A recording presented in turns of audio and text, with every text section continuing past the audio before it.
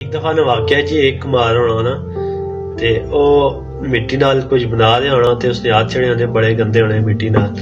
ते अचानक उसकी बीवी कोल आ जानी तो पुछनी कि क्या बना रहे ते जेड़ा कुमार होना ओ जवाब देना कि मैं चिलम बना रहा क्योंकि चिलम ना दौरे ते विकसी ते काफी मुनाफा उसी गया संगी ते उसकी बीवी उसकी आखनी कि चिलम की छोड़ सुराई ना भी दौर है ते सुराई बना लै ते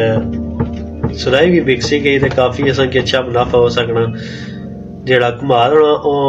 अपनी बीवी की गल सुन किन्ना ते ओ सुराई बनाना स्टार्ट कर किन्ना ते जिसलै सुराई बनाना स्टार्ट करना ते अचानक मिट्टी च आवाज आनी कि केह् कर रहे पहले ते तू चिलम बना रहे थे हुन सुराई बना रहे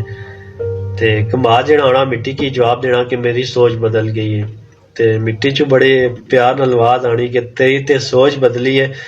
मेरी जिंदगी बदल गई है। चिलम बननी ते लोग मेरे चाक भरनार ते मैं खुद भी जलार ते लोगों की भी जलार ते सुराई बनसा लोग पानी पासन आप भी ठंडी रहसा ते लोगों की भी ठंड पहुंचासा ते सारी गाल करन दा मकसद है कि इंसान अपनी अगर सोच बदले ना ते इंसान की जिंदगी बदल सकनी है ते लिहाजा भराओ अपनी सोच बदलो ते इंशाअल्लाह थोड़ी जिंदगी बदल जासी और हसने रहो ते वसने रहो।